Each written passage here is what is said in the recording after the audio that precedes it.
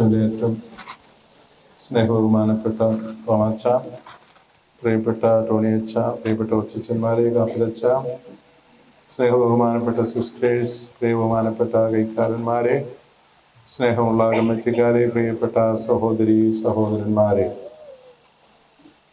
നമ്മുടെ ജപമാല പ്രദക്ഷിണം 10ാം വാർഡിൽ നിന്ന് 9ാം വാർഡില് കാപ്പിൽ ബെന്നിയുടെ ഭവനത്തിൽ എത്തിച്ചേർന്നിരിക്കുകയാണ്.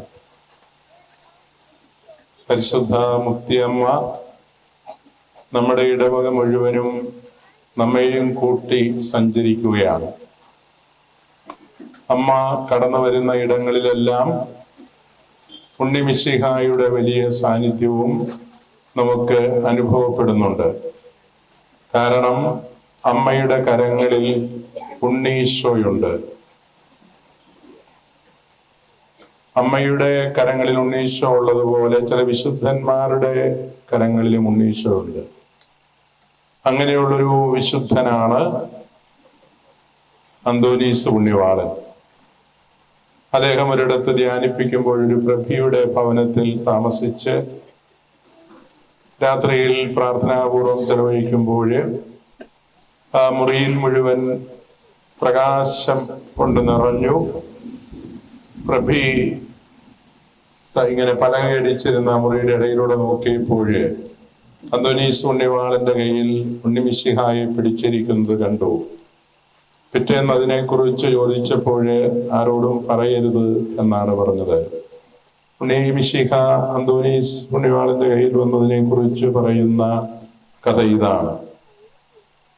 എന്നാൽ ഉണ്ണിയായ മിശിഹായെ ജനിച്ച നാൾ തുടങ്ങി തന്റെ മാറോട് ചേർത്ത് ഓമനിച്ച് കൊണ്ടു നടക്കുവാൻ ഭാഗ്യം സിദ്ധിച്ച ഏക സ്ത്രീ.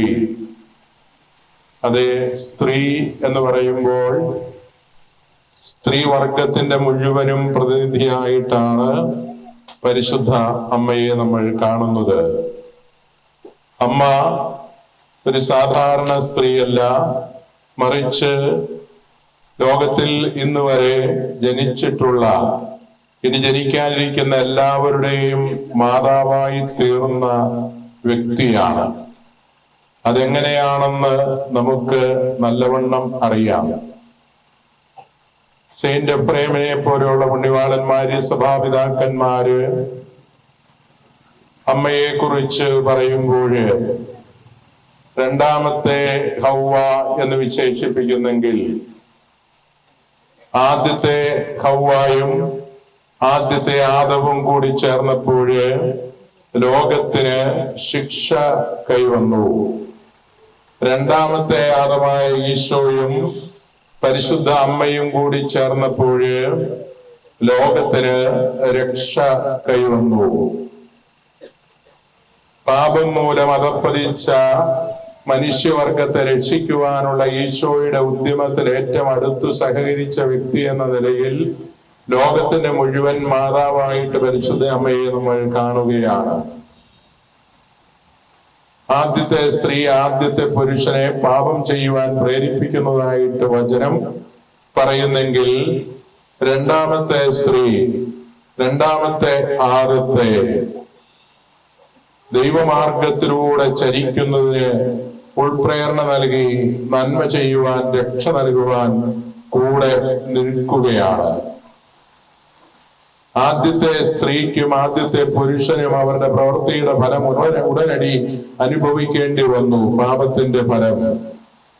അതുപോലെ തന്നെ അത് ശിക്ഷയാണെങ്കിൽ രണ്ടാമത്തെ ആദത്തിനും രണ്ടാമത്തെ ഹൗവയ്ക്കും അവരുടെ പ്രവൃത്തിയുടെ ഫലം ഉടനടി അവർക്ക് മാത്രമല്ല ലോകം മുഴുവനും ലഭിക്കുകയുണ്ടായി.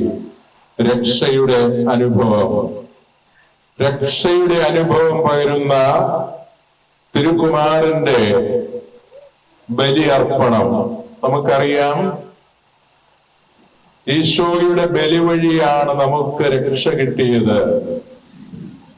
യോഹന്നാൻ സുവിശേഷൻ ഈശോയെ അവതരിപ്പിക്കുന്നത് തന്നെ പെസഹ കുഞ്ഞാട് ആയിട്ടാണ്. ലേവ്യരുടെ പുസ്തകം 16-ാം അധ്യായം വായിക്കുമ്പോൾ 2 കുഞ്ഞാടുകളുടെ ചിത്രം നമുക്ക് അവിടെ കാണാം. പാപപരിഹാര ദിനത്തിൽ 2 കുഞ്ഞാടുകളെ കൊണ്ടുവരുന്നു. ഒന്നിന്റെ കഴുത്തറുത്ത് രക്തമെടുത്ത് ജനങ്ങളുടെ മേലും കൃപാസനത്തിന്റെ മേലും തളിക്കുന്നു.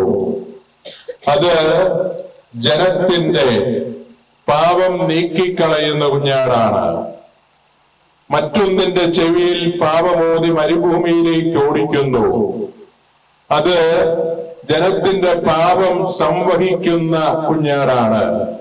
അതുകൊണ്ടാണ് ഈശോയെ കണ്ടപ്പോൾ സ്നാപക യോഹന്നാൻ തന്റെ ശിഷ്യന്മാർക്ക് പരിചയപ്പെടുത്തിക്കൊണ്ട് കാണിച്ചുകൊണ്ട് പറഞ്ഞു, ഇതാ ലോകത്തിന്റെ പാപങ്ങൾ നീക്കുന്ന അഥവാ വഹിക്കുന്ന ദൈവത്തിന്റെ കുഞ്ഞാട്. ഈ പെസഹ കുഞ്ഞാട് ബലി ചെയ്യപ്പെടുകയാണ്.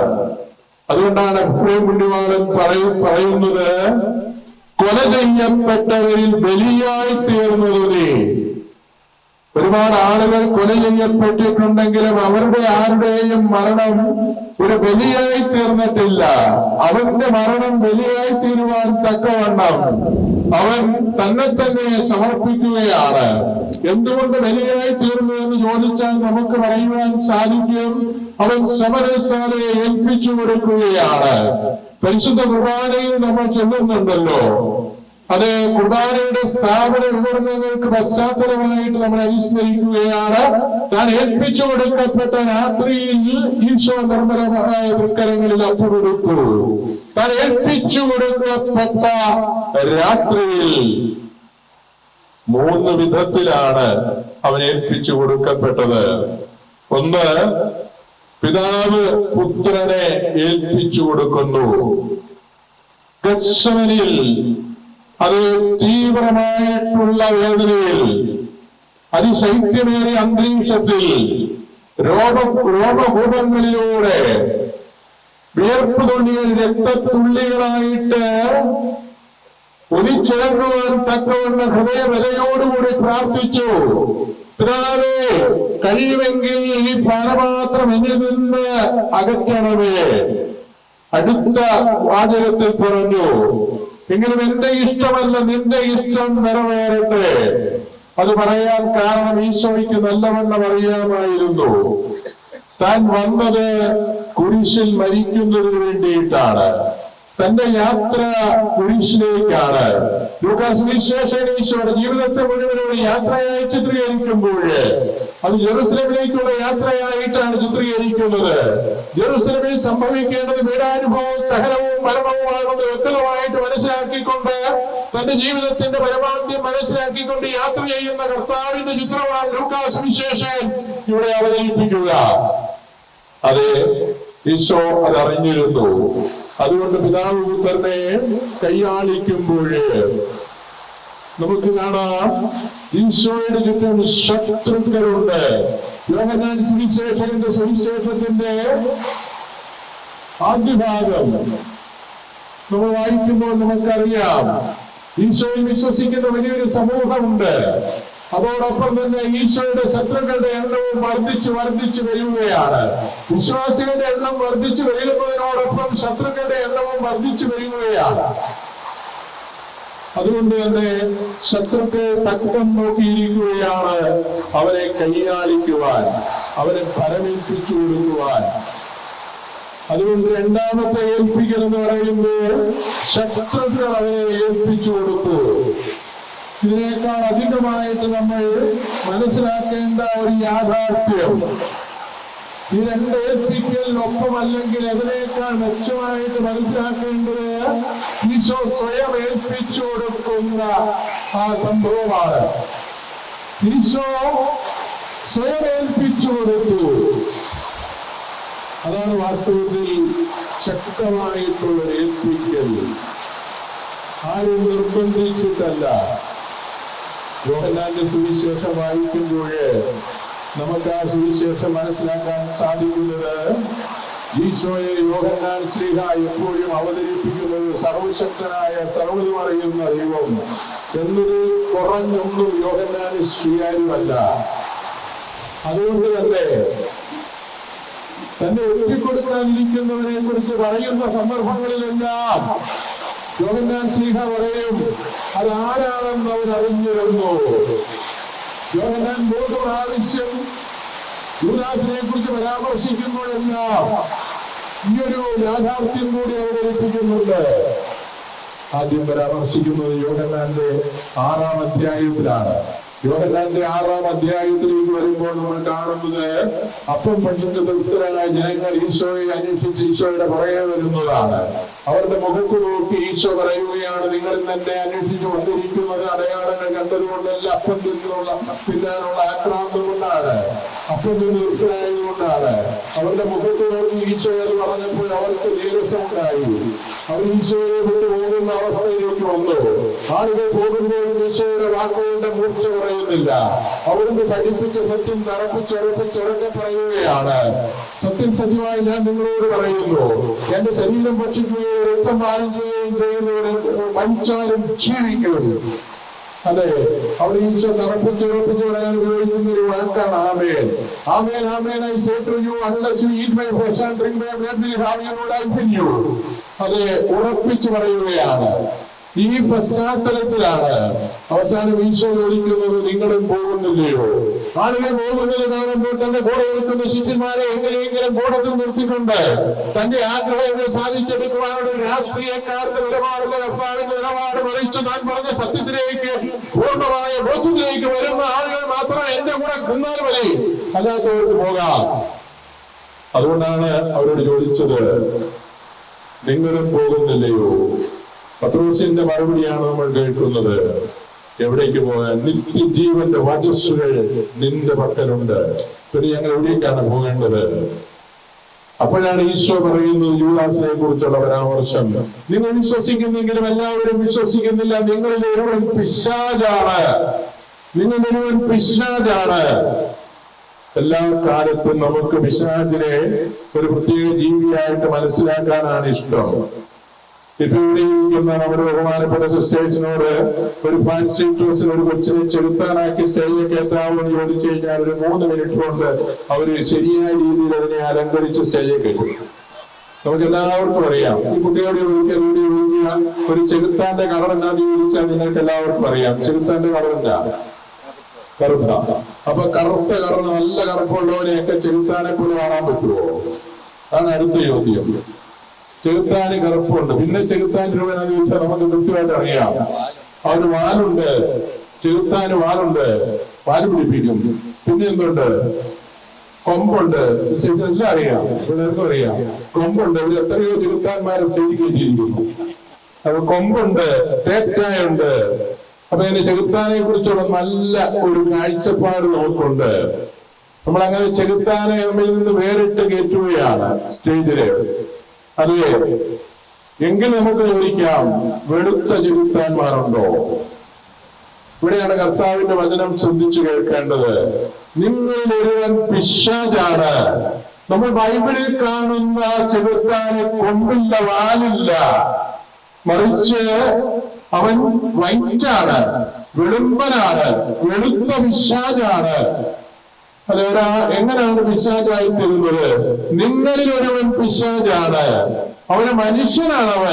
അവന് പിശാചായി തീരാൻ സാധിക്കും എന്ന് പറഞ്ഞാൽ, പണ്ട് ഡൊമിനിക് സാമിയോ തന്റെ ക്ലാസ്സിൽ പഠിക്കുന്ന കുട്ടിയുടെ അത്ര ഭംഗിയില്ലാത്ത പടം കണ്ടുകൊണ്ടിരുന്നപ്പോൾ അത് മേടിച്ചു വലിച്ചു കീറി കളഞ്ഞിട്ട് കൊച്ചു പുണ്യവാനൻ തന്റെ കൂട്ടുകാരോട് പറഞ്ഞു, പ്രിയ കൂട്ടുകാരെ, നിങ്ങളുടെ കണ്ണുകൾ ജീവിതത്തിന്റെ ജനാലുകളാണ്. അന്ധകാരത്തിന്റെ ഒരു ദൂതനെയോ അല്ലെങ്കിൽ പ്രകാശത്തിന്റെ ഒരു ദൂതനെയോ അല്ലെങ്കിൽ അന്ധകാരത്തിന്റെ ചെറുത്താനെയോ കാണിച്ചു വരുന്നു. സൂക്ഷിക്കണം. വാസ്തവത്തിൽ ഒരു വ്യക്തിക്ക് പിശാചായി മാറുവാൻ സാധിക്കും. അത് ഈശോയുടെ അടിവരയിടുകയാണ്. അതിനേക്കാൾ ഉപരിയായിട്ട് താൻ സർവ്വതും അറിയുന്ന സർവേശ്വരനാണെന്നുള്ള സത്യം ഇവിടെ വ്യക്തമാക്കുകയാണ്. അത് യോഹന്നാന്റെ ലക്ഷ്യം കൂടിയാണ്. സർവ്വതും അറിയുന്ന സർവ്വതും അറിയുന്ന സർവജ്ഞൻ എന്നതിൽ കുറഞ്ഞ് ഈശോയെ കുറിച്ചൊന്നും പറയുവാനില്ല. ഈശോയ്ക്ക് അറിയാം നിങ്ങളിൽ ഒരുവൻ പിശാചാണ്. ഇത് പറഞ്ഞ ഉടനെ യോഹന്നാൻ ഒരു കമന്റ് എഴുതി. തന്നെ ഒറ്റിക്കൊടുക്കാനിരിക്കുന്നവൻ ആരാണെന്ന് അറിഞ്ഞിട്ട് അവനെ കുറിച്ചാണ് ഈശോ ഇത് പറഞ്ഞത്. വീണ്ടും നമുക്കറിയാം, യൂദാസ് കടന്നു വരുന്ന രണ്ടാമത്തെ രംഗം 12-ാം അധ്യായത്തിലാണ്. പാപിനിയായ സ്ത്രീ 10 ധനാറായുടെ സുഗന്ധദ്രവ്യം കൊണ്ടുവന്ന് കർത്താവിന്റെ പാദാന്തികത്തിൽ പൂശുമ്പോൾ യൂദാസ് മാറി നിന്നിട്ട് പറഞ്ഞു, എന്തൊരു പൊട്ടത്തരമാണ് ഈ പെണ്ണ് കാണിക്കുന്നത്. 10 ധനാറുടെ സുഗന്ധം അത് വിറ്റ് എന്നെ ഏൽപ്പിച്ചിരുന്നെങ്കിൽ ഞാനിത് ദരിദ്രർക്ക് കൊടുക്കുമായിരുന്നു. പ്രഥമ ദൃഷ്ടിയ നമ്മളിന്ന് നോക്കുമ്പോൾ യൂദാസ് പറഞ്ഞതാണ് ശരി. അത് പൂശി നശിപ്പിച്ചിട്ട് ആർക്കും ഒരു ഗുണവും കിട്ടാനില്ല. പക്ഷെ യൂദാസ് കണ്ടപ്പോൾ നല്ല ബുദ്ധി ഉണ്ടായിരുന്നു. അതുകൊണ്ട് അത് എന്നെ ഏൽപ്പിച്ചിരുന്നെങ്കിൽ ഞാനത് ദരിദ്രർക്ക് ദാനം ചെയ്യുമായിരുന്നു. അവിടെയും യോഹന്നാന്റെ അടിക്കുറിപ്പിൽ വിശദീകരണക്കുറിപ്പ് എഴുതി. അവനത് പറഞ്ഞത് പാവങ്ങളോടുള്ള സ്നേഹം കൊണ്ടല്ല, മറിച്ച് അവൻ പണ്ടേ കള്ളനായിരുന്നത് കൊണ്ടും മനസഞ്ചിയിൽ വീഴുന്ന പണം കൊഞ്ചം മോഷ്ടിച്ചിരുന്നത് കൊണ്ടുമാണ്. ഇവിടെ നമുക്ക് ഒരു കാഴ്ച കൂടി നൽകുകയാണ്. എന്താണ്? ഒരുവന് പിശാചായിട്ട് വളരാൻ സാധിക്കും. അതെ, നിങ്ങൾ വിശ്വസിക്കുന്നെങ്കിലും എല്ലാവരും വിശ്വസിക്കുന്നില്ല. വിശ്വാസത്തിന്റെ പിറകിൽ നിന്നും ഇതാ കളവിന് മുന്നിലായി. വീണ്ടും നമ്മൾ അടുത്ത പടി യൂദാസിനെ കാണുന്നത് യോഹന്നാന്റെ 13-ലാണ്. ഈശോ ശിഷ്യന്മാരുടെ പാദങ്ങൾ കഴുകുമ്പോൾ ഈശോ പറയുന്നുണ്ട്, നിങ്ങൾ ശുദ്ധരാണെങ്കിലും എല്ലാവരും ശുദ്ധരല്ല. അവിടെയും യോഹന്നാൻ ഒരു വിശദീകരണക്കുറിപ്പ് എഴുതി. തന്നെ ഒറ്റിക്കൊടുക്കാനിരിക്കുന്നവൻ ആരാണെന്ന് അറിഞ്ഞിട്ട് അവനെ ഉപദേശിച്ചാണ് കർത്താവ് ഇത് പറഞ്ഞത്. അത് ആ സമയമാണല്ലോ യൂദാസ് അന്ധകാരത്തിലേക്ക്, പുറത്തുള്ള അന്ധകാരത്തിലേക്ക് പോകുന്നത്. അന്ധകാരം തിന്മയുടെ ലോകത്തെയാണ് സൂചിപ്പിക്കുന്നത്. ഇവിടെ നമ്മളൊരു കാര്യം കാണുകയാണ്. വിശ്വാസത്തിന് പിറകിൽ നിന്നവൻ കളവിന് മുന്നിലായി. ഇതിങ്ങനെ അവൻ പാപത്തിലേക്ക് നയിക്കുന്നു. നമ്മുടെ സെയിന്റ് അഗസ്റ്റിൻ പറയുന്നത് പോലെ പാപത്തിന്റെ ഒരു ശൃംഖല ഉണ്ടാക്കുന്നു. അങ്ങനെ ആ പാപത്തിന്റെ ശൃംഖലയെ അവൻ കുഴിക്കുകയാണ്. സ്നേഹ പറയുന്നുണ്ട്, ലേഖനം പറയുന്നുണ്ട്, പാപം കൊന്നുകൂട്ടുന്നു. സ്നേഹ പറയുന്നു, പാപം ചെയ്യുന്നവൻ പാപത്തിന്റെ അടിമയാകുന്നു. അങ്ങനെ യൂദാസ് തന്റെ ജീവിതത്തിൽ പരിശുദ്ധി നഷ്ടപ്പെടുത്തുകയാണ്. പരിശുദ്ധി, നമ്മള് സാധാരണ കുർബാനയിൽ ത്രൈശുദ്ധ കീർത്തനം പാടാറുണ്ടല്ലോ. പരിപാവനം സർവേശ പരിപാവനം ബലവാനെ എന്ന ആ ത്രൈശുദ്ധ കീർത്തനം. ഈ പരിശുദ്ധിയുടെ ലത്തീൻ വാക്ക് സാങ്ക്തൂസ് എന്നാണ്. അതിന്റെ ക്രിയാരൂപം സൻചീര എന്നാണ്. അതിന്റെ അർത്ഥം കട്ടോ, മുറിച്ചു മാറ്റുക എന്നാണ്. തിന്മയിൽ നിന്ന് മുറിച്ചു മാറ്റുക. ഇവിടെ ഇന്ന് പോന്ന വഴിക്ക് മഴ പെയ്യുന്നതിന് മുൻപ് മിന്നൽ കൊടികൾ കണ്ടു. കറുത്തിരണ്ട കാർമേഘത്തിൽ നിന്നാണ് മിന്നൽ കൊടി കണ്ടത്. കാർമേഘത്തിന്റെ കളറില്ല, ഭാവമില്ല, മറിച്ച് മിന്നൽ കൊടിയുടെ കളറും ഭാവവും എല്ലാം മറ്റൊന്നാണ്. അതെ, നമുക്കറിയാം ചെളിയിലാണ് ചെന്താമര. നമ്മൾ പറയും പങ്കത്തിൽ നിന്ന് ചെന്താമര. ചെന്താമര ചെളിയിലാണ് കിടക്കുന്നതെങ്കിലും ചെളിയെ തൊട്ടിട്ടില്ല, ചെളിയിൽ നിന്ന് ഉയർന്നു നിൽക്കുകയാണ്. അങ്ങനെയെങ്കിൽ പരിശുദ്ധി എന്ന് പറയുന്നത് തിന്മയുടെ ലോകത്ത് നിന്ന് മുറിച്ചു മാറ്റുന്ന അനുഭവമാണ്. തിന്മയിൽ നിന്ന് മുറിച്ചു മാറ്റുക, തിന്മയോട് നമ്മൾ കോംപ്രമൈസ് ചെയ്യാതിരിക്കുക, തിന്മയോട് ചേരാതിരിക്കുക. തിന്മ കണ്ടു കഴിഞ്ഞാൽ വളരെ ആകർഷകമാണ്, നമുക്കറിയാം. അതുകൊണ്ടാണ് നമ്മൾ തിന്മയുടെ പ്രലോഭനങ്ങൾ എന്ന് പറയുന്നത്. നമ്മുടെ കർത്തൃ പ്രാർത്ഥനയിൽ നാളിതുവരെ നമ്മൾ പ്രാർത്ഥിച്ചുകൊണ്ടിരുന്ന പ്രലോഭനത്തിൽ ഞങ്ങളെ ഉൾപ്പെടുത്തിയിരുന്നായിരുന്നു. ഇപ്പൊ അത് നമ്മളൊന്ന് തിരുത്തി. സെൻട്രൽ ലിറ്ററേച്ചർ കമ്മിറ്റിയുടെ വിചിന്തനത്തിൽ വന്നപ്പോൾ ഉൾപ്പെടുത്തുന്നത് ദൈവമാണെന്ന് തോന്നിപ്പോകും കേട്ട് കഴിഞ്ഞാൽ. അപ്പൊ അതുകൊണ്ടാണ് പ്രലോഭനത്തിൽ ഉൾപ്പെടുത്തരുത് എന്നുള്ളത് മാറ്റിയിട്ട് പ്രലോഭനത്തിൽ വീഴുവാൻ ഇടയാകരുത്. പ്രലോഭനത്തിൽ വീഴുന്നതും വീഴാതിരിക്കുന്നതും അത് വീഴിക്കുകയല്ല, മറിച്ച് വീഴുകയാണ്. നമ്മുടെ ഓരോരുത്തരുടെയും പണിയാണ്. അതുകൊണ്ട് ഈ പിശാചിന്റെ പ്രലോഭനങ്ങൾ നമുക്കിവിടെ വ്യക്തമായിട്ട് മനസ്സിലാക്കുകയാണ്. അതെല്ലാം ഈശോ മുൻകൂട്ടി കണ്ടു യൂദാസിന്റെ കാര്യത്തിൽ. ഈ പിശാചിന്റെ ആ പിടിയില് യൂദാസ് പെട്ടുപോകുമ്പോൾ, തിന്മയ്ക്ക് അടിപ്പെട്ടു പോകുമ്പോൾ ഈശോ പറഞ്ഞ കാര്യം ഇവിടെ യാഥാർത്ഥ്യമായി തീരുകയാണ്. ചങ്ങമ്പുഴ പാടിയിട്ടുണ്ടല്ലോ, തഞ്ചത്തിൽ കത്തി ജ്വലിക്കുന്ന മഞ്ചാടിച്ചങ്ങനെ കണ്ണുരുട്ടി പാടും പിശാചിനെ പൂമാല ചാർത്തുന്ന മൂഢപ്രപഞ്ചമേനേ. സുന്ദരമാണ് കാഴ്ചയ്ക്ക്. തഞ്ചത്തിൽ കത്തി ജ്വലിക്കുന്ന മഞ്ചാടിച്ചങ്ങനെ കണ്ണുരുട്ടി. ആ കണ്ണൊക്കെ കണ്ടു കഴിഞ്ഞാൽ ആരും നോക്കിപ്പോകും. അത്ര ആകർഷകമാണ്. മഞ്ചാടി ചെങ്കനെ കണ്ണുരുട്ടി പാടും പിശാചിനെ പൂമാല ചാർത്തുന്ന മൂഢപ്രപഞ്ചമിനി. അങ്ങനെയുള്ള പിശാചിനെയാണ് ലോകം, തിന്മയുടെ ലോകം പൂമാല ചാർത്തുന്നത്. ആ ലോകത്തേക്ക് വിട്ടുപോയ പിശാചി നമുക്കറിയാം. എല്ലാ രൂപത്തിലും പിശാചികൾ ഉണ്ടെന്ന് സമ്മതിക്കേണ്ടതായിട്ട് വരും. സാന്ദർഭികമായിട്ട് നമ്മൾ പറഞ്ഞതാണ് കാര്യം. ഈശോ സാത്താനെ എന്നൊരുത്തരെ നേരിട്ട് വിളിച്ചത് ആരെയാണ്? ഈശോ മറ്റാരെയും അങ്ങനെ വിളിച്ചിട്ടില്ല. സത്താരെ, സത്താര വഴിപിഴപ്പിക്കുക, സത്താരെ വഴിപിഴപ്പിക്കുന്നവരെ എന്റെ പിറകിൽ പോകൂ, എനിക്ക് നീ മാർഗതടസ്സമാകരുത്. വഴിപിഴപ്പിക്കുക. ദൈവത്തിന്റെ മാർഗത്തിൽ മാർഗതടസ്സം സൃഷ്ടിക്കുന്നവനാണ് പിശാച്. ഇവിടെ ഈശോ ചൂണ്ടിക്കാണിക്കുന്ന രണ്ട് പിശാചുക്കളുടെ രൂപവും ഭാവവും നമുക്കറിയാം. അവർക്ക് വാലിന്റെ കൊമ്പില്ല, കറുത്തതല്ല, തേറ്റയില്ല, മറിച്ച് നമ്മളെ പോലെ തന്നെയുള്ള ഒരു വ്യക്തിയാണ്. അങ്ങനെയെങ്കിൽ നമ്മൾ പരസ്യമായിട്ട് അംഗീകരിക്കേണ്ടതായിട്ട് വരും. എല്ലാ വേഷത്തിലും എല്ലാ ഭാവത്തിലും എല്ലാ രൂപത്തിലും പിശാചുക്കളുണ്ട്. അതെ, പിശാചിന്റെ വേഷം എന്നാണെന്ന് ചോദിച്ചാൽ മുണ്ടും ഷർട്ടുമാകാം, പിശാചിന്റെ വേഷം പാന്റും ഷർട്ടുമാകാം, പിശാചിന്റെ വേഷം വീണ്ടും ചുരിദാറാകാം, പിശാചിന്റെ വേഷം സാരിയാകാം, പിശാചിന്റെ വേഷം റോഗയാകാം, പിശാചിന് ഒരു തലമുണ്ടും കൂടി വേണമെങ്കിൽ വരാം, ഒരു ചുമലകെട്ടും കൂടി കെട്ടാം.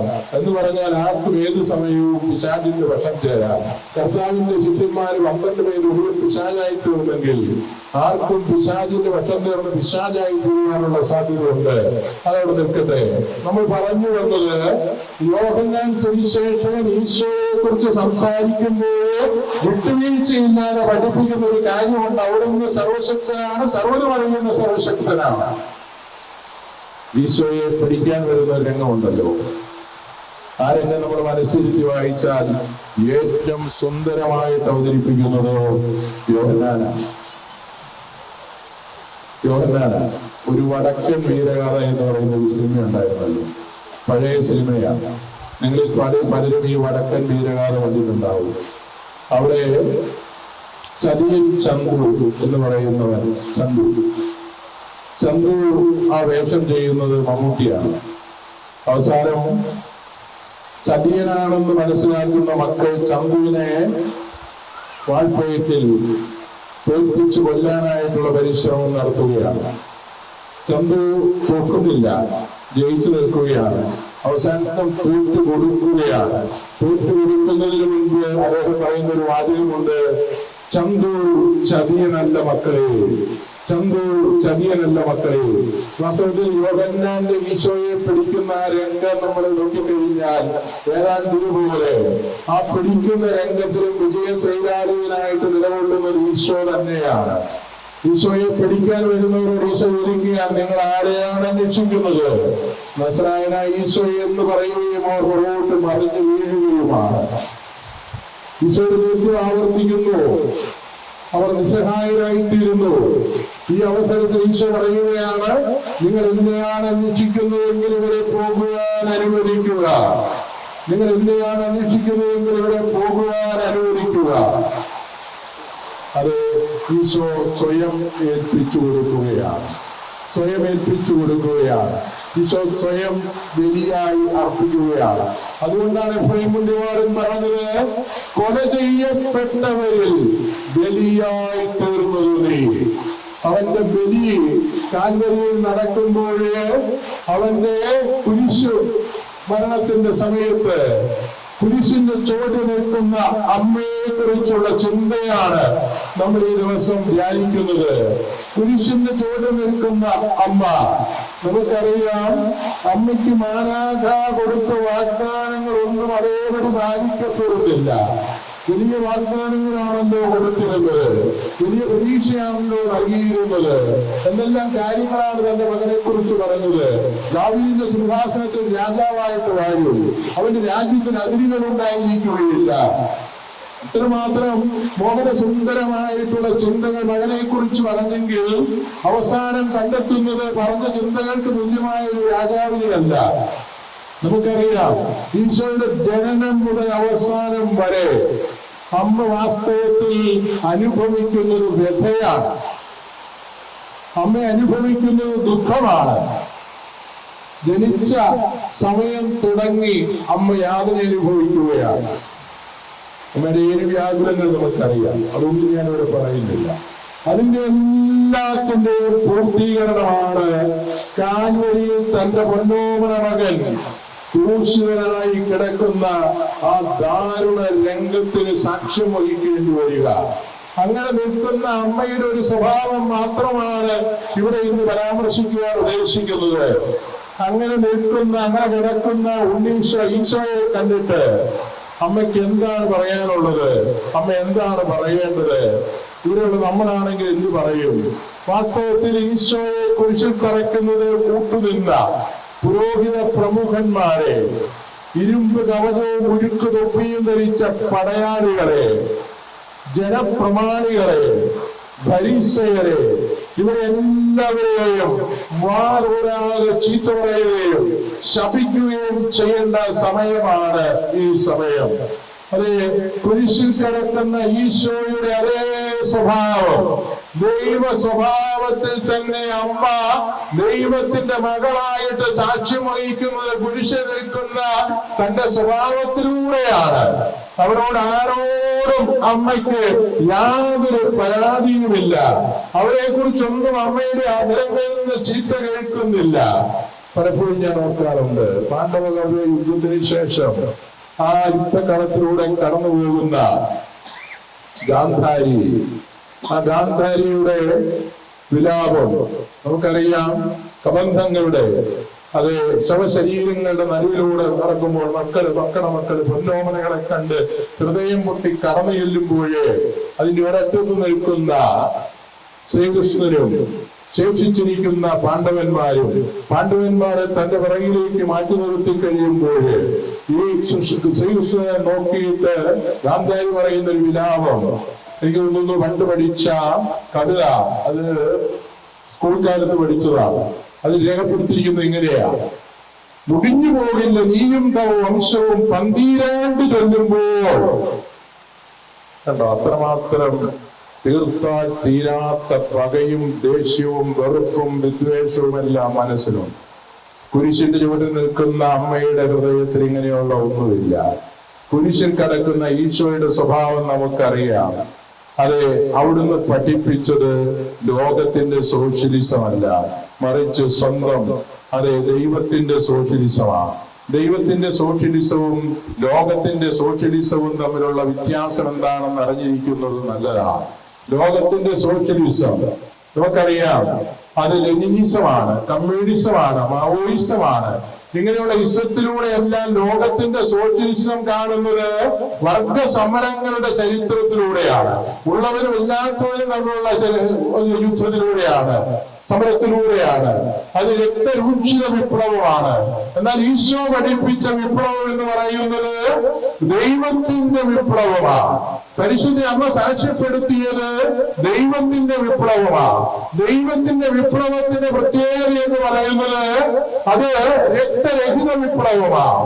അത് മനുഷ്യന്റെ ശരീരത്തെ അല്ല തകർക്കുന്നത്, മറിച്ച് മനുഷ്യന്റെ മനസ്സിലുള്ള വിദ്വേഷത്തെയും വെറുപ്പിനെയും പരിപൂർണമായി തുടച്ചു നീക്കുന്ന, ഇല്ലാതാക്കുന്ന വിപ്ലവമാണ്. റഷ്യൻ പ്രസിഡന്റായിരുന്ന ഗോർബച്ചേവിനെ നമുക്കറിയാം. ഗോർബച്ചേവ് പെരിസ്ട്രോയിക്കായും അതുപോലെയുള്ള മറ്റു ചില ചിന്തകളുമെല്ലാം ഹൃദയത്തിൽ സൂക്ഷിച്ച വ്യക്തിയാണ്. അവസാനം റഷ്യയിലെ കമ്മ്യൂണിസം തകർന്ന് തരിപ്പണമായി ഇദ്ദേഹത്തിന്റെ പ്രസിഡന്റ് സ്ഥാനം തീർന്നു. ആ നാളുകളിൽ ജെറുസലം യൂണിവേഴ്സിറ്റിയിൽ ഒരു ലെക്ചറിങ്ങിന് പോയപ്പോൾ ഗോർബച്ചേവ് അവിടെ ചെന്ന് പറഞ്ഞൊരു വാചകമുണ്ട്: Christ is the first socialist. Christ is the first socialist. ഈശോയാണ് ആദ്യത്തെ വിപ്ലവകാരി. ആ വിപ്ലവം ഒരിക്കലും അവസാനിക്കാത്ത വിപ്ലവമാണ്. മനുഷ്യന്റെ മനസ്സിലേക്ക് തറഞ്ഞു കയറുന്ന വിപ്ലവമാണ്. ഗാന്ധിജിയെ ആകർഷിച്ചത് ഈ സോഷ്യലിസമാണ്. നമുക്കറിയാം, വെള്ളക്കാരന്റെ ഒപ്പം യാത്ര ചെയ്തു എന്ന കാരണത്താല് ബൂട്ട്സ് കൊണ്ട് ഗാന്ധിക്ക് ചവിട്ട് കൊടുത്തപ്പോൾ എന്താ സംഭവിച്ചത്? പല്ല് ഇളകി താഴെ വീണു. ഗാന്ധിയുടെ ചോദ്യം: സ്നേഹിത, എന്റെ പല്ലുകൊണ്ട് നിന്റെ ബൂട്ട്സിന് വല്ലതും പറ്റിയോ എന്ന് ചോദിക്കാൻ തക്കവണ്ണമുള്ള ക്രിസ്തുവിന്റെ വിപ്ലവം ഗാന്ധിയുടെ ഹൃദയത്തെ സ്പർശിച്ചിരുന്നു. അതുകൊണ്ടാണ് ഗാന്ധി എപ്പോഴും മലയിലെ പ്രസംഗത്തിന് അത്രമാത്രം പ്രാധാന്യം കൊടുക്കുകയും അദ്ദേഹം ഒരിക്കൽ പറഞ്ഞു, ഭഗവത്ഗീത അദ്ദേഹത്തിന്റെ സന്തോഷമായിരുന്നു. അതെനിക്ക് നഷ്ടപ്പെട്ടാലും മലയിലെ പ്രസംഗം എന്റെ കയ്യിലുണ്ട്. ഇപ്പൊ മലയിലെ പ്രസംഗത്തിന്റെ സന്ദേശം, മലയിലെ പ്രസംഗ സുവിശേഷത്തിന്റെ മാഗ്ന കാർട്ടയാണ്. അതിന്റെ സന്ദേശം എന്ന് പറയുന്നത് ഈ ക്രിസ്ത്യൻ സോഷ്യലിസം പഠിപ്പിക്കുക എന്നുള്ളതാണ്. ഈ സോഷ്യലിസത്തിന് സാക്ഷ്യം വഹിച്ച ആളുകളെയെല്ലാം ലോകം വേറിട്ട് കാണുകയും ആദരിക്കുകയും ചെയ്തിട്ടുണ്ട്, അവരോട് നോക്കുകയും ചെയ്തിട്ടുണ്ട്. അങ്ങനെയുള്ള ഒരു വ്യക്തിത്വമാണ് മദർ തെരേസ. മദർ തെരേസയെ കുറിച്ച് പറയുമ്പോൾ നമുക്കറിയാം, അമ്മയുടെ ജീവിതത്തിൽ എത്രയോ അവിസ്മരണീയമായ സംഭവങ്ങളാണ് നമ്മൾ അറിഞ്ഞിരിക്കുന്നത്. അമ്മ ഒരിക്കൽ കേരളം സന്ദർശിച്ചപ്പോൾ കൽക്കട്ടയിൽ ഒരു അനുഭവത്തെ കുറിച്ച് പറഞ്ഞത് നമുക്ക് എല്ലാവർക്കും അറിയാം. ധനികനായ ഒരു മനുഷ്യന്റെ അടുക്കൽ പോയി തന്റെ പാവപ്പെട്ട മക്കൾക്ക് വേണ്ടി കൈനീട്ടി പോയി കാർപ്പിച്ചു തുപ്പി.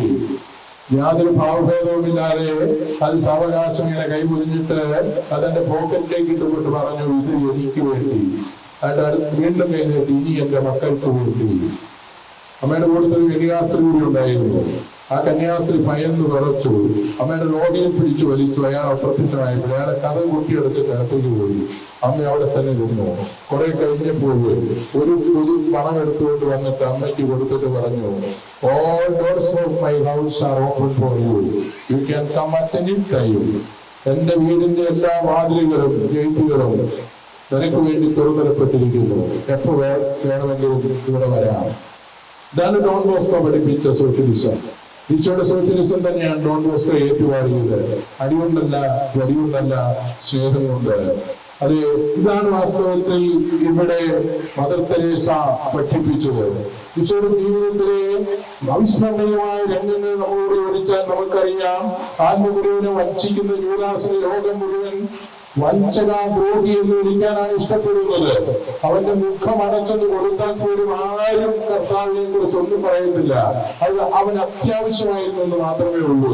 വാസ്തവത്തിൽ കർത്താവ് പ്രകടിച്ചത് അവന്റെ മനസ്സിനെയാണ്.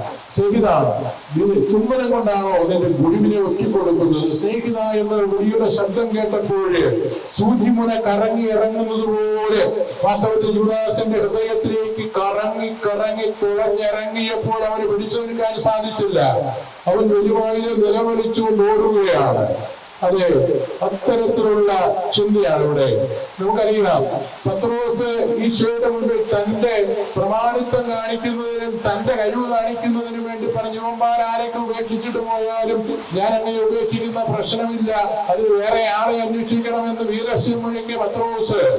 നമുക്കറിയാം, ഒരു പാവം ചേടിത്തിയുടെ മുമ്പിൽ ഈശോ പറഞ്ഞത് പോലെ തന്നെ 3-ാം പ്രാവശ്യം കോഴി പോകുന്നതിന് മുൻപ് തറപ്പിച്ചുറപ്പിച്ച് പ്രഖ്യാപിച്ചു, ഞാൻ അവനെ അറിയുകയില്ല. ഇങ്ങനെ 3 ആവർത്തി തള്ളിപ്പറയുമ്പോൾ നമ്മുടെ കർത്താവ് ഈ സംശയപ്രധാനമുള്ളതിന്റെ അങ്ങനത്തിൽ നിന്ദിതനായി, പീഡിതനായി, അവഹേളിതനായിട്ട് നിലകൊള്ളുകയാണ്. അങ്ങനെ നിൽക്കുന്ന കർത്താവ് അവനെ ദാരുണമായിട്ട് നോക്കി കടാക്ഷിച്ചു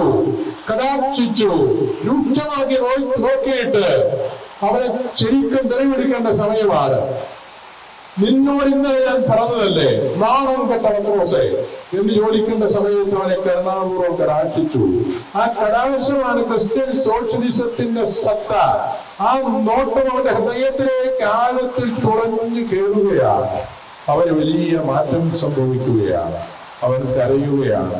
വാസ്തവത്തിൽ ഈ ക്രിസ്ത്യൻ സോഷ്യലിസം ജീവിതത്തിൽ പരാതികൾ കൂടാതെ ജീവിച്ച വ്യക്തിയാണ് പരിശുദ്ധ അമ്മ. അമ്മയുടെ അധരങ്ങളിൽ പരാതിയില്ല.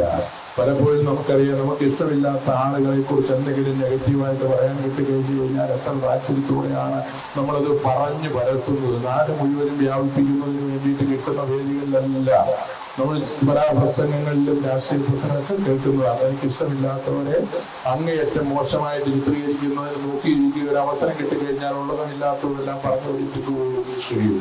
ശമന്തക മോട്ടം തുള്ളലും കുഞ്ഞുമുണ്ടിയാർ പറയുന്നുണ്ട്, അവരതുകൂടെ ചെറുപടി ചൊല്ലി അവരും ചെറുപടി എന്ന് പറഞ്ഞു, അവരപ്പോഴത് പലപടി ചൊല്ലി അവരും നടന്നു പറഞ്ഞു, ഇരുവരും കൂടി നടക്കുന്നേരം ചെറുതൊന്നെ കേട്ടാണുള്ളൂ, ചെറുത് കേട്ടാൻ ചെന്നു തുടങ്ങി, ചെറുപത്തിച്ചു എന്ന് തുടങ്ങി, ഇവിടെ പറഞ്ഞ് നടന്നു വരുന്ന ഒരു വിരുദ്ധന്മാർക്ക് വകയുണ്ടായി. ഇങ്ങനെ പരത്തുന്ന സ്വഭാവം അതെല്ലാം ലോകത്തിന്റെ സ്വഭാവമാണ്. ഈ ലോകത്തിന്റെ വഴികളിൽ നിന്ന് മാറി നിൽക്കുകയും ദൈവത്തിന്റെ മാർഗത്തിലൂടെ ചരിക്കുകയും ചെയ്ത പരിശുദ്ധ അമ്മ ഈശോയുടെ മനസ്സിനോട് ചേർന്ന് ദൈവത്തിന്റെ സ്വഭാവം തന്റെ ജീവിതത്തിലുടനീളം ജീവിച്ചാവിഷ്കരിക്കുന്ന വ്യക്തിത്വമാണ്. അതുകൊണ്ട് തന്നെയാണ് രക്ഷയിൽ ഏറ്റവും അടുത്ത് സഹകരിച്ചുകൊണ്ട് ലോകത്തിന്റെ മുഴുവൻ അമ്മയായി തീരുവാൻ തക്കവണ്ണമുള്ള ഭാഗ്യം അവർക്ക് ലഭിച്ചത്. അതുകൊണ്ടാണ് യോഹന്നാനെ ചൂണ്ടിക്കാണിച്ചിട്ട് പറഞ്ഞത്, ഇതാ നിന്റെ അമ്മ. അത് യോഹന്നാന്റെ മാത്രം അമ്മയല്ല, സഭയുടെ മാതാവാണ്.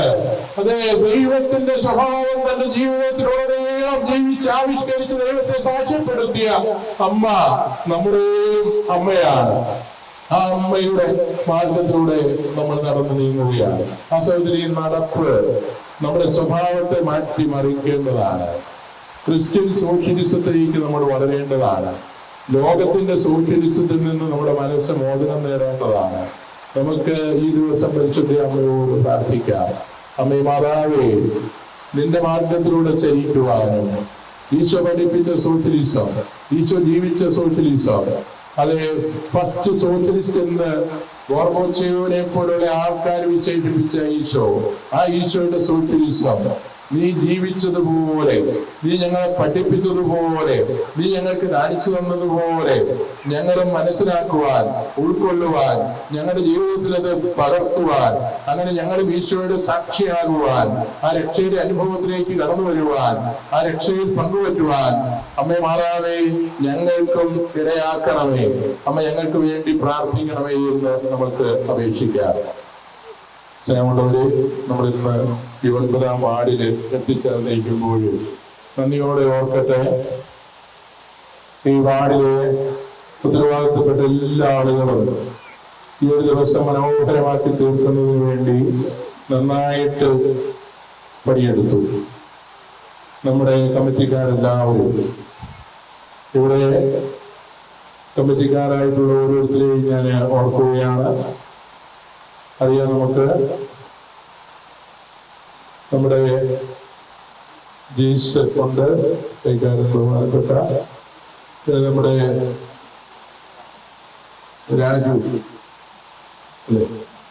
രാജു പായിക്കാട്ടുണ്ട്, നമ്മുടെ ആൻസലം തേവർകുന്നതിനുണ്ട്, പിന്നെ നമ്മുടെ ഈ ഭവനത്തിലെ കുടുംബനാഥ മോളി കാപ്പിനുണ്ട്, അതുപോലെ ഗീത നാട്ടുനിലമുണ്ട്.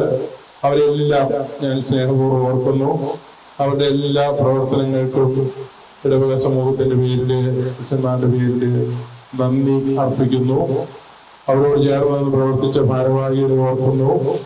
അതോടൊപ്പം പരിശുദ്ധ അമ്മയുടെ തിരുസ്വരൂപം ഈ ഭവനത്തിൽ പ്രതിഷ്ഠിക്കുവാൻ തക്കവണ്ണമുള്ള എല്ലാ സാഹചര്യങ്ങളും ഒരുക്കിയ നമ്മുടെ പ്രിയപ്പെട്ട ബെന്നിയെ, കാപ്പി കുടുംബത്തെ വലിയ ആദരവോടെ കാണുന്നു. ഇവർക്കെല്ലാം അമ്മയുടെ വലിയ അനുഗ്രഹം, അമ്മയുടെ മാധ്യസ്ഥ്യം പ്രാർത്ഥിക്കുന്നു. അമ്മ നിങ്ങൾക്ക് വേണ്ടി എപ്പോഴും ഈശോയുടെ സന്നിധിയിൽ അനുഗ്രഹം ചോദിച്ച് വാങ്ങിച്ചു തരുന്ന വലിയ മധ്യസ്ഥയായിരിക്കട്ടെ എന്ന് ആശംസിക്കുന്നു. ഈ ഭാരവാഹിയോട് ചേർന്ന് നിന്ന് ഇന്ന് 10-ാം വാർഡില് സന്തോഷിന്റെ കുടുംബത്തിൽ നിന്ന് പരിശുദ്ധ അമ്മയുടെ തിരുസ്വരൂപം ഏറ്റുവാങ്ങി വളരെ സന്തോഷത്തോടെ അമ്മയെ എതിരേറ്റ്, അത് ഇന്നത്തെ നടപ്പിന് ഒരു പ്രത്യേകത ഉണ്ടായിരുന്നു എന്ന് നമുക്കറിയാം. അമ്മ നടന്നതുപോലെയാണ് നടന്നത്. ഈ ദിവസങ്ങളിലൊന്നും അമ്മ നടന്നതുപോലെ നടന്നില്ല. അവൾ തിടുക്കത്തിൽ മലഞ്ചെരുവിലൂടെ ഏലീശ്വയുടെ അടുക്കലേക്ക് പോയി. 10-ാം വാർഡിൽ നിന്ന് കുറെ കഴിഞ്ഞപ്പോൾ തിടുക്കത്തിൽ നമ്മൾ ഏലീശ്വരുടെ അടുത്തേക്കല്ല പോയത്, കാപ്പിൽ പിന്നീട് ഭാഗത്തിലേക്ക് വന്നു. വാസ്തവത്തിൽ നിന്ന് നമ്മള് അമ്മയെ പ്രത്യേകമായിട്ട് അനുസ്മരിക്കാൻ തക്കവണ്ണോടൊരു നടപ്പായിരുന്നു. ആ നടപ്പുകൊണ്ട് തന്നെ അമ്മയ്ക്ക് അത് ഇഷ്ടപ്പെട്ടിട്ടുണ്ട്. കാരണം അമ്മ നമ്മള് പതുക്കെ നടന്ന് നിരങ്ങി നീങ്ങുന്ന പോലെ നീങ്ങിയിട്ടില്ല. അമ്മ തിടുക്കത്തിലാണ് നടക്കുന്നത്. ആ തിടുക്കം അത് വളരെ പ്രധാനപ്പെട്ട ഒരു കാര്യമാണ്. നമ്മൾ തിടുക്കത്തിൽ നടന്ന ദിവസം എല്ലാവരും പൊതുവെ ഈ യൂണിറ്റുകളിലെല്ലാം വരുമ്പോൾ ഇവിടുത്തെ ഒരു പ്രത്യേകത, കുടുംബ സമ്മേളനങ്ങളിൽ വിട്ടു നിൽക്കുന്ന വളരെ ചുരുക്കം ആളുകളെ ഉള്ളു. ഉണ്ടോന്ന് ചോദിച്ചാൽ ഉണ്ട്.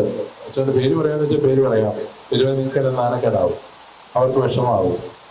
ഇന്ന വീട്ടിൽ ഇന്നയാൾ ഒരിക്കലും വന്നിട്ടില്ല, ഇന്ന വീട്ടിൽ ഇന്ന ആൾക്കാരെ വീട്ടിൽ ആരും വന്നിട്ടില്ല. അങ്ങനെ ചുരുക്കം വീടുകളേ ഉള്ളൂ.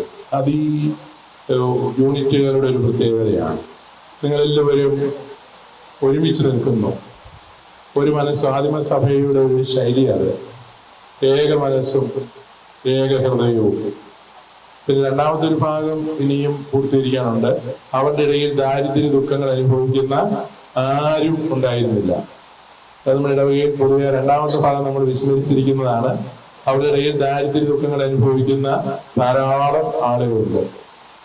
അപ്പൊ അങ്ങനെയുള്ള ആളുകളെ കൂടി നമ്മൾ കാണേണ്ടിയിരിക്കുന്നു. വാസ്തവത്തിൽ നമ്മുടെ ഈ കൂട്ടായ പ്രാർത്ഥനയും കൂട്ടായ പ്രദക്ഷിണവും കൂട്ടായിട്ടുള്ള പ്രവർത്തനങ്ങളുമെല്ലാം ഇത്തരത്തിൽ ഏക മനസ്സോടെ ഏക ഹൃദയത്തോടെ ജീവിക്കുന്നതിന് വേണ്ടിയിട്ടാണ്. ആദിമസഭാ സമൂഹത്തിലൂടെ ഒന്നായി ജീവിച്ച് നമ്മുടെ ജീവിതം ഈശോയെ സാക്ഷ്യപ്പെടുത്തുന്നതാക്കി തീർക്കുന്നതിന് വേണ്ടിയിട്ടുള്ളതാണ്. അതിനുള്ള വലിയ പരിശ്രമങ്ങളാണ് നമ്മുടെ ഇടയിൽ നടക്കേണ്ടത്. ഈശോയുടെ സ്വഭാവം നമുക്കറിയാം. ഈശോ, പരിശുദ്ധി അമ്മ, അവരെല്ലാം ഈ പറഞ്ഞതുപോലെ എല്ലാവരെയും ഉൾക്കൊള്ളുവാൻ തക്കവണ്ണം താഴേക്ക് വന്നവരാണ്, മുൻകൂട്ടിലേക്ക് വന്നവരാണ്. പണ്ട് പള്ളിക്കൂടത്തിൽ പഠിച്ച ആ കവിത ഇപ്പോഴും ഓർമ്മയിലുണ്ട്. താണവരും ഗരീതരും മർദ്ദിതർ താനുമെങ്ങോ വസിപ്പതവീടത്തിൽ താവകാമണി തൃച്ചേ വടികളെ താങ്ങിടുന്ന പീഠം വിലസുന്നു. ദൈവത്തിന്റെ പാദപീഠം എവിടെയാണെന്ന് വ്യക്തമാക്കി തരികയാണ്. അവിടെയാണ് ദൈവം വസിക്കുന്ന ഇടം. പരിശുദ്ധ അമ്മ ആ ഇടം ഇഷ്ടപ്പെട്ടത് കൊണ്ടാണ് പുൽക്കൂട്ടിൽ ഉണ്ണിയേശുവിന് ജന്മം കൊടുക്കുമ്പോൾ അവിടെയും പരാതികളില്ലായിരുന്നു. അത് തൊഴിൽക്കൂടിലാണ് അതിനിടം കിട്ടിയെങ്കിലും അമ്മയെ സന്തോഷത്തോടെ സ്വീകരിക്കുകയാണ്. മാലാഖയുടെ അറിയിപ്പനുസരിച്ച് രാജകുമാരനാണ് ജനിക്കുന്നതെങ്കിലും അവൻ പുൽക്കൂട്ടിൽ ജനിക്കുന്നതിന് അമ്മ യാതൊരു മടിയും കാണിച്ചില്ല. സ്നേഹമുള്ളവരെ, നമുക്ക് നമ്മുടെ ഈ പ്രദക്ഷിണവും ഈ കൂട്ടായ്മയുമെല്ലാം നമ്മുടെ പ്രായോഗിക ജീവിതത്തിൽ ദൈവത്തിന്റെ സ്വഭാവത്തിലേക്ക്, ഈശോ പഠിപ്പിച്ച സോഷ്യലിസത്തിലേക്ക് വളരുവാനുള്ള ഒരു ഉൾപ്രേരണ ഉണ്ടാകുന്നതിന് കാരണമായി തീരണമെന്ന് സ്നേഹപൂർവ്വം ഓർമ്മിപ്പിക്കുകയാണ്. നമ്മളിവിടെ ഈ ശുശ്രൂഷ അവസാനിക്കുമ്പോൾ സമാപന പ്രാർത്ഥനയ്ക്ക് ശേഷം സ്നേഹവിരുന്ന് ക്രമീകരിച്ചിട്ടുണ്ട്. വന്നിവിടെ എല്ലാ ആളുകളും അതിൽ പങ്കുചേരണം. നമ്മുടെ സ്നേഹവിരുന്ന് ഇപ്പോഴും ആശീർവദിക്കും. ഈ ആശീർവാദം കഴിഞ്ഞാൽ ഉടനെ നിങ്ങൾ എല്ലാവരും ആ സ്നേഹവിരുന്നിൽ പങ്കുചേരണം. സ്നേഹവിരുന്ന് കഴിഞ്ഞ് ഈ വാർഡുകാര് ഒരുമിച്ചിരുന്ന് പങ്കുചേരണം. തുടർന്ന് നിന്ന് രാത്രിയിൽ സമയം അനുവദിക്കുന്നത് പോലെ വിവിധ സംഘടനകളിൽപ്പെട്ട ആളുകള് ഇവിടെ കൊണ്ടുചെല്ലുന്നതിനായിട്ട് വരും. അവര് തുടർച്ചയായിട്ട് കൊണ്ടുചെല്ലും. രാത്രിയിൽ നമുക്കറിയാം സമയം അനുവദിക്കുന്നിടത്തോളം ഇനി 9 മണിയെങ്കിലും നമുക്ക് കൊണ്ടുചെല്ലി അമ്മയുടെ മാധ്യസ്ഥയിൽ പ്രാർത്ഥിക്കാം. നാളെ രാവിലെ കുഞ്ഞുങ്ങൾ സ്കൂളിൽ പോകുന്നതിന് മുമ്പ് 6:00-ക്കെങ്കിലും വന്ന് കൂട്ടമായിട്ട് വന്ന് നിങ്ങളുടെ ഭാവി ജീവിതവും പഠന ജീവിതവും കൃത്യമായിട്ട് സൗകര്യത്തിൽ സമർപ്പിച്ച് കൊണ്ടുചെല്ലി പ്രാർത്ഥിക്കണം. കുഞ്ഞുങ്ങളെ പറഞ്ഞു വിട്ടതിന് ശേഷം അമ്മച്ചിമാര് കൂട്ടമായിട്ട് വരണം. ഇവിടെ ഇരുന്ന് നിങ്ങൾ കൊണ്ടുചെല്ലി പ്രാർത്ഥിക്കണം. നമ്മുടെ ഇടവക സമൂഹത്തെ ഓർക്കണം, സഭയെ ഓർക്കണം, ശിവമംഗള സഭയെ ഓർക്കണം, വേദനാർത്ഥ വിഷയമെ തെരഞ്ഞെടുക്കുവാനായിട്ട് ഒരുങ്ങിക്കൊണ്ടിരിക്കുന്ന നമ്മുടെ പിതാക്കന്മാരെ ഓർക്കണം. അവയെല്ലാം സമർപ്പിച്ച് നമുക്ക് അഖണ്ഡ ജപമാല നിരന്തരമായിട്ട് കൊണ്ടുചെല്ലി പ്രാർത്ഥിക്കാൻ സാധിക്കണം. അമ്മച്ചിമാരോടൊപ്പം അതിന് പിന്നാലെ കാരണവന്മാരെല്ലാം വരണം. അങ്ങനെ നാളെ വൈകിട്ട് 4 വരെ ഇവിടെ കൊന്ത ചൊല്ലി അമ്മയോടുള്ള ആദരവും ബഹുമാനവും പ്രകടിപ്പിക്കുക മാത്രമല്ല, അമ്മയുടെ മാധ്യസ്ഥ്യം തേടി നമ്മൾ സന്തോഷം അനുഭവിക്കുകയാണ്. അമ്മ നമുക്ക് വേണ്ടി ഇടപെടുമെന്നുള്ള 100% ഉറപ്പുള്ള ഹൃദയമാണ് നമുക്കുണ്ടാകേണ്ടത്. ബോധ്യമാണ്. ആ ബോധ്യത്തോടുകൂടിയാണ് നമ്മൾ പ്രാർത്ഥിക്കുന്നത്. അത് നമുക്ക് അവിസ്മരണീയമായ വലിയ അനുഭവമാകും. ചില അവസരങ്ങൾ വലിയ അത്ഭുതമാകും, ചില അവസരങ്ങൾ വലിയ അടയാളങ്ങൾ കാണുവാൻ സാധിക്കും. ഇതെല്ലാം നമ്മുടെ ഓർമ്മയിൽ സൂക്ഷിക്കുക. അത് വലിയ ഉത്സാഹത്തോടെ പ്രാർത്ഥനയിൽ വ്യാപൃതരാവുക. നാളെ 4:00-ക്ക് ശേഷം സമാപന പ്രാർത്ഥന ശുശ്രൂഷകൾക്ക് ശേഷം അടുത്ത വാർഡിലേക്ക്, അതായത് 11ാം വാർഡിലേക്ക് ജോസഫ് വടയാറ്റുചേരിയുടെ ഭവനത്തിലേക്ക് നാളെ നമ്മൾ പ്രദക്ഷിണമായിട്ട് പോകുന്നു. അങ്ങനെ പോകുമ്പോൾ ഈ വാർഡിലുള്ള 9ാം വാർഡിലുള്ള മുഴുവൻ ആളുകളും അമ്മയെ അനുധാവനം ചെയ്യണം. അത് 11ാം വാർഡിലെ മുഴുവൻ ആളുകളും അമ്മയെ ഇവിടുന്ന് എതിരേറ്റ് കൊണ്ടുപോകുവാനായിട്ട് വരും. നമുക്ക് നാളത്തെ ഈ പ്രാർത്ഥന തീർത്ഥയാത്ര, നമ്മുടെ ഈ പ്രാർത്ഥന പ്രദക്ഷിണം കൂടുതൽ കൂടുതൽ അനുഭവമാക്കി തീർക്കുവാനുള്ള അനുഗ്രഹം കർത്താവ് വരട്ടെ എന്ന് പ്രാർത്ഥിക്കുകയും ആശംസിക്കുകയും ചെയ്യുന്നു. നമുക്ക് എഴുന്നേറ്റ് നിന്ന് സമാപന പ്രാർത്ഥനകളുണ്ട്.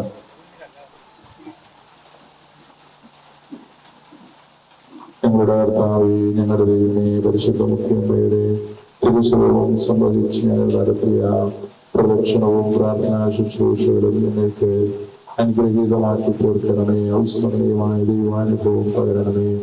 അമ്മേ മാതാവേ, അമ്മയുടെ മക്കളായ ഞങ്ങളെ ഈശോയുടെ സന്നിധിയിൽ സമർപ്പിച്ച് ഞങ്ങളുടെ നിയോഗങ്ങൾ സമർപ്പിച്ച് അമ്മ ഞങ്ങൾക്ക് വേണ്ടി പ്രാർത്ഥിക്കണമേ. ഈ പ്രാർത്ഥനാ ശുശ്രൂഷയിലും ഇന്നത്തെ പ്രദക്ഷിണത്തിലും പങ്കെടുത്ത ഓരോരുത്തരെയും അവരുടെ കുടുംബങ്ങളെയും ഓർക്കണമേ. അവരുടെ നിയോഗങ്ങൾ കൈക്കൊള്ളണമേ. കർത്താവായ ഈശോ എന്ന ഈ ഭവനത്തിൽ സ്ഥിരീകരിച്ചിരിക്കുന്ന ഭക്ഷപദാർത്ഥങ്ങളെ സ്നേഹവിരുന്നെ ആശീർവദിക്കണമേ. തയ്യാറാക്കിയവരെ അനുഗ്രഹിക്കണമേ. അതിൽ പങ്കെടുക്കുന്നവരെ നിന്റെ ദിവ്യ സ്നേഹ ചൈതന്യത്താൽ നിറയ്ക്കണമേ. ഈശോ കൃപയുടെ കരങ്ങൾ ഉയർത്തണമേ. ഞങ്ങളെല്ലാവരെയും അനുഗ്രഹിക്കണമേ. നമ്മുടെ കർത്താവിന്റെ കൃപയും പിതാവായ ദൈവത്തിന്റെ സ്നേഹവും പരിശുദ്ധമായ സഹവാസവും നമ്മളെല്ലാവരോടും കൂടെ ഉണ്ടായിരിക്കട്ടെ, എപ്പോഴും എപ്പോഴും എന്നേക്കും. ഈശോ മിശിഹായ്ക്ക് സ്തുതിയായിരിക്കട്ടെ.